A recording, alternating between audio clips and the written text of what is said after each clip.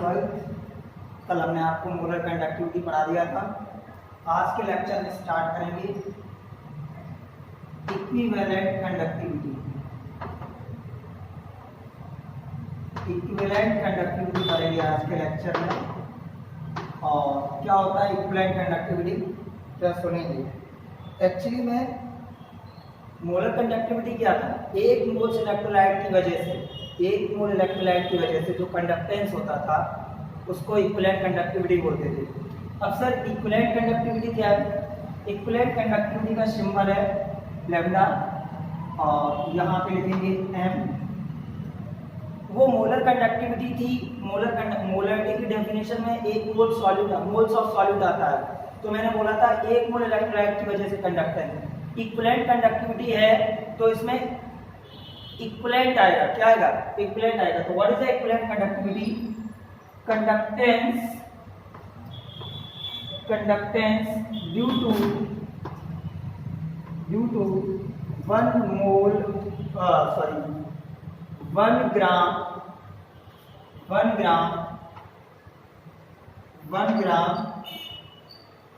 Equivalent of electrolyte. 1 gram equivalent electrolyte की वजह से जो कंडक्टेंस होता है दैट्स कॉल्ड इक्विवेलेंट कंडक्टिविटी। तो conductance due to 1 gram equivalent of electrolyte is called equivalent conductivity. क्या बोलते हैं? इक्विवेलेंट कंडक्टिविटी बोलते हैं। तो इसमें क्या हो जाएगा, ये इक्विवेलेंट कंडक्टिविटी बराबर कप्पा इंटू वी। तो आपको पता है नॉर्मलिटी बराबर क्या होता है सर? नॉर्मलिटी बराबर आपने बताया था ग्राम equivalent of electrolyte upon volume of solution. किसमें? लीटर में। वॉल्यूम ऑफ सॉल्यूशन किसमें? लीटर में। तो नॉर्मलिटी को लिखा कैपिटल एन से। ग्राम इक्विवेलेंट ऑफ इलेक्ट्रोलाइट कितने ग्राम इक्विवेलेंट है? सर डेफिनेशन है due to 1 gram equivalent of electrolyte. 1 gram equivalent की वजह से है तो ग्राम इक्विवेलेंट कितना हो गया? 1 अपॉन वॉल्यूम कितना हो गया? v। तो यहाँ से v बराबर आ जाएगा 1 अपॉन n। वॉल्यूम यहाँ पे लीटर में था तो ये आपका आ जाएगा k अपॉन n नॉर्मलिटी। लेकिन आपको ये ग्राम इक्विवेलेंट में दिया जाएगा तो km सेंटीमीटर दिया जाएगा। तो k इंटू 1000 यहाँ पे नॉर्मलिटी, जब वॉल्यूम यहाँ पे लीटर में है तो 1 अपॉन n रखोगे ml में आ जाएगा। तो आपका किस में हो जाएगा? 1000 हो जाएगा। क्या हो जाएगा? 1000 हो जाएगा। बात सुन गई? ठीक। k into n। अच्छा, ये आपका हो गया। अगर दोनों में रिलेशन की बात करो, relation between kappa m and lambda n। Kappa m क्या है? Molar conductivity. और लैम्डा n क्या है? लैम्डा क्या है? Equivalent conductivity. सर कैपेम बराबर होता है k इंटू 1000 अपॉन मोलरिटी और this equal to k into 1000 upon normality. 1000 upon normality. तो k 1000 के 1000 कट जाएगा, कट जाएगा। ठीक। तो आपका क्या बचेगा? Kappa m upon lambda n equal to capital N ऊपर जाएगा, स्मॉल m नीचे आ जाएगा, normality upon molarity. Normality upon molarity. और आपको पता है नॉर्मलिटी बराबर क्या होता है? Molarity into valency factor. Normality बराबर क्या होता है? Molarity into valency factor. तो कहीं एक पे रख दो। अच्छा सर नॉर्मलिटी बराबर अगर मोलरिटी इनटू वैलेंसी फैक्टर रखोगे तो कैपेम अपॉन लैम्डा m। नॉर्मलिटी की जगह रखा मोलरिटी इनटू वैलेंसी फैक्टर और यहाँ पे रखा मोलरिटी से मोलरिटी सही हो गई। तो आपका क्या आ गया? Molar conductivity at any concentration is equal to the valency factor equal to molar conductivity equivalent conductivity. तो दोनों में रिलेशन क्या आया, मैं यहाँ लिखूं साफ साफ रिलेशन, देखो क्या रिलेशन आया, मोलर कंडक्टिविटी बराबर equivalent conductivity into valency factor. अगर किसी की आपको मोलर कंडक्टिविटी पता है या इक्विवेलेंट कंडक्टिविटी पता है, उसमें वैलेंसी फैक्टर से मल्टीप्लाई कर दोगे तो आपकी मोलर कंडक्टिविटी निकल आएगी। जो भी हो डिवाइड करके हम लोग कर लेंगे, तो कुल मिला के ये इक्विवेलेंट कंडक्टिविटी हो गया। मोलर कंडक्टिविटी इक्विवेलेंट कंडक्टिविटी में सबसे बड़ा डिफरेंस क्या था, यहाँ 1 ग्राम ऑफ इलेक्ट्रोलाइट है, 1 ग्राम इक्विवेलेंट ऑफ इलेक्ट्रोलाइट है, और वहां पे 1 मोल क्या था, 1 मोल इलेक्ट्रोलाइट था। ठीक है, तो ये इक्विवेलेंट कंडक्टिविटी हो गया। इक्विवेलेंट कंडक्टिविटी मोलर कंडक्टिविटी में रिलेशन हो गया, पक्की बात। तो कुल मिलाकर आप लोग पढ़ रहे थे conductance of electrolyte in a solution, उससे मैंने रिलेशन पढ़ा था, मोलर कंडक्टिविटी में पढ़ी और इक्विवेलेंट कंडक्टिविटी पढ़ी।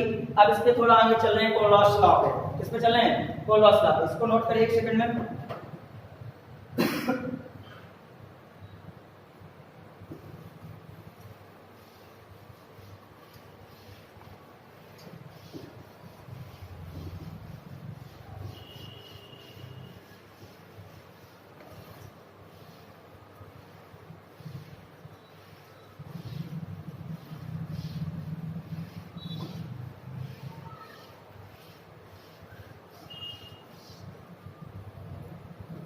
आप पढ़ेंगे इसके बाद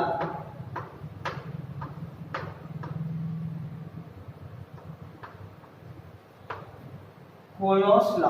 क्या है कोलोस लॉ, कुछ नहीं है, कुछ नहीं है कोलोस लॉ में। क्या सुनिए, at constant temperature, at constant temperature, अगर टेम्परेचर कांस्टेंट हो, अगर टेम्परेचर कांस्टेंट हो, तो मान लो आपका इलेक्ट्रोलाइट है Ad, ये एक इलेक्ट्रोलाइट है Ad, और Ad इलेक्ट्रोलाइट आपका किससे मिलके बना होगा, A प्लस और B माइनस से मिलके बना होगा। ठीक, तो क्या कहता है कोलोस लॉ, कोलोस लॉ कहता है कि molar conductivity, this is the molar conductivity of any electrolyte, molar conductivity of any electrolyte, यहां बोलेंगे molar conductivity of Ad, molar conductivity of Ad at infinite dilution, at infinite dilution, what is the Colos law, at constant temperature, किसी भी electrolyte की molar conductivity infinite dilution पे, वो molar conductivity किसी concentration पे थी, वहां पे Km बराबर K/C था, C मतलब at any concentration। ये क्या है, molar conductivity at infinite dilution. तो molar conductivity at infinite dilution of any electrolyte like Ad, ये किसके बराबर होती है सर, ये होती है उनके जो इंडिविजुअल आयंस हैं, Ad के इंडिविजुअल कौन आयन है, A प्लस और D माइनस, इनकी molar conductivity at infinite dilution के सम के बराबर होती है। Means molar conductivity at infinite dilution of Ad is equal to the molar conductivity at infinite dilution of A plus plus molar conductivity at infinite dilution of D minus. Okay, easy example, Km infinite NaCl। पहले इसको पढ़ना सीख लो, बहुत बड़ी बात है तुम लोगों के लिए, तो यही काफी है, पढ़ना सीख गए। इसको क्या पढ़ेंगे, molar conductivity at infinite dilution, molar conductivity at infinite dilution of NaCl। NaCl किससे मिलके बना होता है सर, NaCl मुझे पता है ये मिलके बनता है Na+ और Cl- से, कड़ा कड़ा कड़ा। तो this is molar conductivity at infinite dilution of Na plus molar conductivity at infinite dilution of Cl minus, क्योंकि ये इसके आयंस हैं। एक और देख लो भाई, Km infinite calcium chloride CaCl2, तो आपको पता होना चाहिए कैल्शियम क्लोराइड किससे मिलकर बनता है, CaCl2 मिलकर बनता है Ca+2 और 2Cl माइनस, 2Cl नहीं 2Cl माइनस। ठीक है, तो इसका भी क्या हो जाएगा, molar conductivity at infinite dilution of Ca+2 plus जो आपके स्टोइकोमेट्रिक कोएफिशिएंट आगे आते हैं आयंस में, उससे कर देते हैं multiply 2 into molar conductivity at infinite dilution of Cl minus, that is molar conductivity of calcium chloride. Okay, तो कोलोस ने क्या बताया कि किसी भी कंसंट्रेशन पे at constant temperature molar conductivity of any electrolyte at infinite dilution is equal to the sum of molar conductivity of individual ions। बस समझ में आई? ठीक है, ये कोलॉस लॉ आया। इस कोलॉस लॉ से थोड़ा आगे चलते हैं, काम की चीज देखते हैं, बहुत अच्छी काम की चीज है, इसको रफ करेंगे।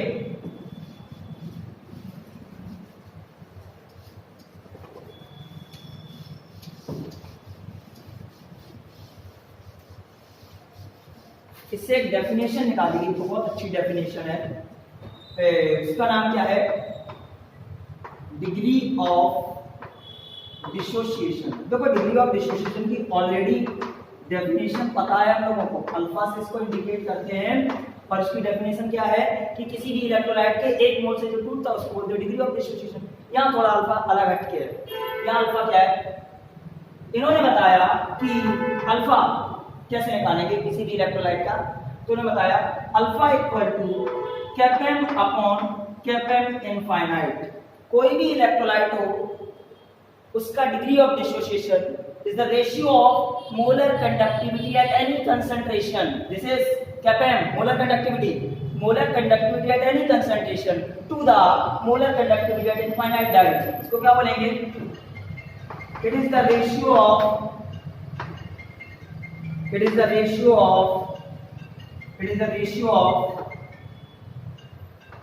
molar conductivity at any concentration to the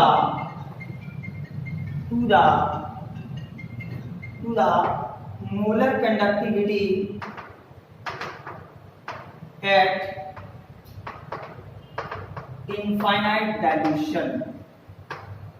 at infinite dilution.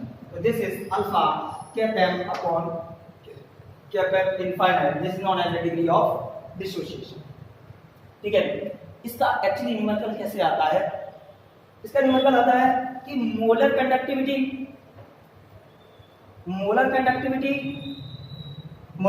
Eight infinite direction, मतलब मोलर कंडक्टिविटी, कोलॉस लॉ, इनको मिला के और डिग्री ऑफ डिसोसिएशन को मिला के एक न्यूमेरिकल बना देता है। उसमें होता क्या, जैसे समझना, एक मान लो इलेक्ट्रोलाइट है CH3COO, सबसे बढ़िया है, पूरे जीवन भर पढ़ते आते हैं, बुढ़ापे तक पढ़ेंगे, केमिस्ट्री पढ़ेंगे तो ये पढ़ेंगे। This is dissociate into CH3COO- and H+।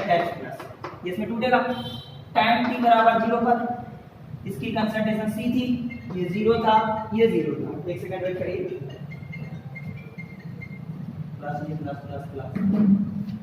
ये 0 था, टाइम t पर इसमें से अल्फा टूट जाएगा C 1 माइनस अल्फा, तो C alpha. Degree of dissociation होता ही है, एक मोल से जो टूटता है उसी को बोलते हैं डिग्री ऑफ डिसोसिएशन। जब कोई चीज एक मोल से टूटती है that's called degree of dissociation. तो C minus C alpha, this is C alpha and this is C alpha. कोई दिक्कत? तो इसके लिए अगर एसिड कांस्टेंट, ये एसिड है तो इसका एसिड कांस्टेंट क्या होगा? Ka। एसिड कांस्टेंट आपका हो गया Ka। एसिड कांस्टेंट होता क्या? Concentration of product H plus concentration CH3COO minus concentration upon CH3COOH concentration. यही तो होगा, बोलो क्या लिख रहे हैं? H plus concentration K, acid constant, C alpha, CH3COOH C alpha upon C 1 minus alpha. C से C कट गया, K बराबर आ गया C alpha square upon 1 minus alpha. ठीक है, K बराबर C alpha square 1 minus alpha. ठीक, तो यहाँ पे क्वेश्चन में होता क्या, आपको कंसंट्रेशन दी जाती है, ये अल्फा आप निकालते हो। अल्फा कैसे निकालोगे? Molar conductivity at any concentration से, इससे Kpm अपॉन Kpm इनफाइनाइट से न्यूमेरिकल बताएंगे, फिर वहां से निकल के आएगा उसका एसिड कांस्टेंट। बात समझ आई? इसको नोट कर, फिर इसके आगे चलते हैं। ठीक है,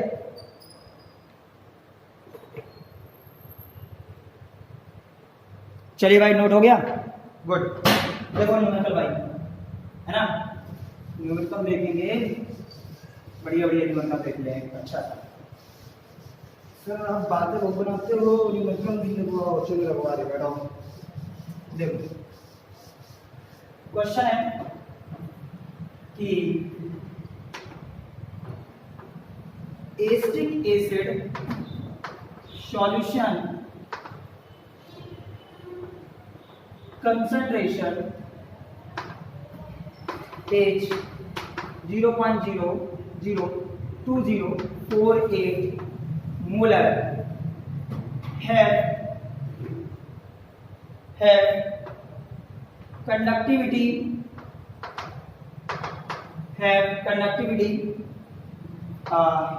80 Siemens per centimeter, 80 Siemens per centimeter. Okay, and molar conductivity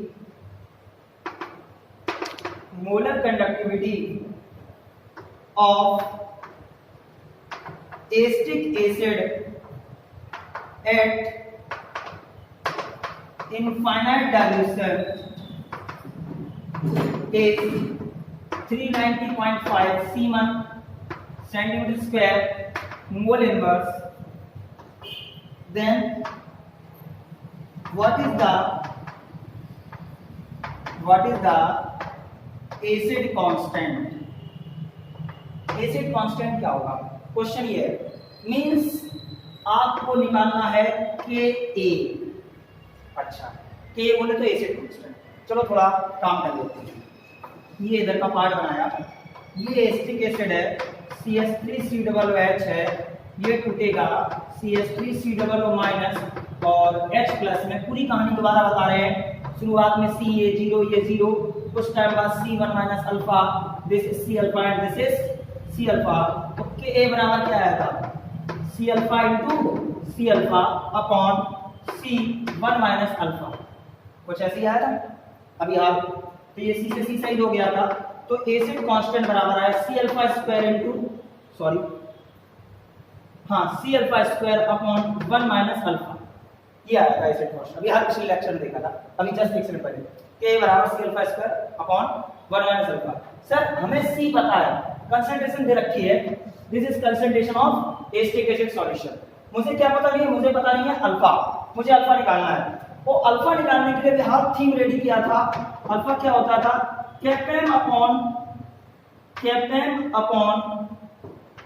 कैपेम infinite. कैपेम infinite भी मुझे पता है। देखो लास्ट लाइन में क्या लिखा है, कह रहा molar conductivity of acetic acid eight infinite dilution is इतनी। मुझे ये भी पता है। मुझे क्या निकालना है? कैपेम। अगर मैं कैपेम निकालूं तो हमारा काम हो जाएगा। और कैपेम निकालने का फार्मूला क्या है? कैपेम बराबर K × 1000 अपॉन C, यही है। और मुझे K भी पता है। K कितना है? 80 × 1000 अपॉन कंसंट्रेशन मोल पर लीटर में रख देंगे, कोई दिक्कत नहीं है, क्योंकि 1000 वाला फार्मूला लगाया है। जब आप 1000 वाला फार्मूला नहीं लगाओगे तो उसको मोल पर लीटर क्यों में रखोगे?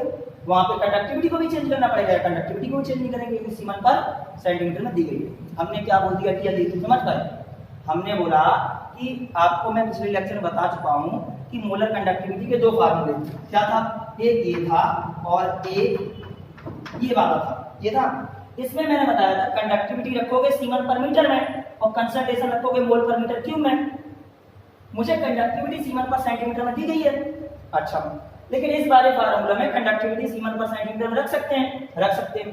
ये 1000 तो रखा ही रहेगा। कंसंट्रेशन इसमें हम रख सकते हैं मोल पर लीटर में, और मुझे मोल पर लीटर में ही दी गई है। तो हम क्यों फालतू में ब्याज लें कि पहले कंडक्टिविटी को सीमेंस पर मीटर बदलें और फिर उसके बाद कंसंट्रेशन को मोल पर मीटर क्यूब में बदलें, जबकि मैंने बताया कैसे बताया। ठीक है, जब हम सीधे से काम चल रहा है तो उंगली टेढ़ी क्यों करें। तो अपॉन C कितना है? C है 0.00208। ठीक, यहां से कैपेम निकल के आएगा। मान लो कैपेम निकल गया है इतना, तो कैपेम की वैल्यू रखी इतना अपॉन कैपेम इनफाइनाइट कितना है? मोलर कंडक्टिविटी इनफाइनाइट डायमेंशन कितनी है? 390.5। ये मुझे पता है। यहां से निकल के आएगा अल्फा। अल्फा निकल के आया इतना। अल्फा कितना निकल के आया? इतना। तो यहाँ पे Ka बराबर, ये सॉल्व करोगे कैपेम निकल के आएगा। इस कैपेम की वैल्यू इसमें रख लोगे। बोलो भाई, एक सॉल्व करके कैपेम निकालोगे। इस कैपेम की वैल्यू इसमें रखी, मान लो ये सॉल्व करके आया तो कैपेम रखा मैंने। ये कैपेम इनफाइनाइट आपको दिया गया है। इनफाइनाइट डायल्यूशन पर एसिटिक एसिड की मोलर कंडक्टिविटी आपको क्वेश्चन में दी गई है, वो रख दी। तो यहां से अल्फा निकल गया, ये जेल में यहां पे आए। एसिड कांस्टेंट K निकालना है। C कंसंट्रेशन मुझे पता है कितनी, 0.0 0.2048। अल्फा कितना है, ये देखो अल्फा है, तो ये हो गया alpha cut cut cut cut की power 2 upon 1 minus cut cut cut cut cut cut cut. ये अल्फा यहाँ सॉल्व करके निकालना घर पे, ये अल्फा की वैल्यू यहाँ रखना, यहाँ से क्या निकल के आएगा, acid constant for acetic acid. फिर से सुन लो, क्वेश्चन है एस्टिक एसिड सॉल्यूशन की कंसंट्रेशन आपको दी गई है, दी गई है। कंडक्टिविटी एस्टिक एसिड की दी गई है, दी गई है। मोलर कंडक्टिविटी पे इनफाइनाइट डायल्यूशन पे एस्टिक एसिड की मोलर कंडक्टिविटी दी गई है, दी गई है। पूछा गया है एसिड कांस्टेंट, एसिड कांस्टेंट क्या होता है, के बराबर क्या होता है, C alpha square 1 minus alpha. ठीक, तो मुझे सी पता है, अल्फा पता नहीं है। अल्फा निकालने का फार्मूला है कैपेम अपॉन कैपेम इनफाइनाइट। कैपेम इनफाइनाइट मुझे पता है, मुझे अल्फा चाहिए, सॉरी मुझे कैपेम चाहिए, तो कैपेम निकालने का k × 1000 अपॉन सी। k किस में रखोगे, सीमन पर सेंटीमीटर में, और 1000 तो 1000 में रहेगा ही, c मोल पर लीटर में रख सकते हैं इसमें, क्योंकि हम ये वाला फार्मूला यूज नहीं कर रहे हैं। अगर ये यूज करते तो k किस में रखते, सीमन पर मीटर में, और c किस में रखते, मोल पर मीटर क्यूब में। इसको हटाओ, यहाँ से कैपेम निकल गया इतना। अब यहाँ अल्फा बराबर कैपेम अपॉन कैपेम इनफाइनाइट, ये अल्फा की वैल्यू, ये रख दी कैपेम की वैल्यू, ये आपको 390 दिया गया है, यहाँ से अल्फा निकल गया इतना, यहाँ सी मुझे पता अल्फा की वैल्यू रख दी इतनी, टिक टिक टिक टिक, आंसर आ गया। ठीक है, तो कुल मिलाकर molar conductivity, equivalent conductivity, Kohlrausch law, ये सारी चीजें हो चुकी हैं। तो कल के आर्टिकल में हम लोग पढ़ेंगे, मालूम है क्या, कल के आर्टिकल में पढ़ेंगे effect of dilution on conductivity and molar conductivity. उसके अलावा और पढ़ेंगे how to calculate conductivity of any cell. बात समझ में? ठीक है, तो आज के लेक्चर के लिए इतना ही काफी है। ओके, थैंक यू, नोट कर लो।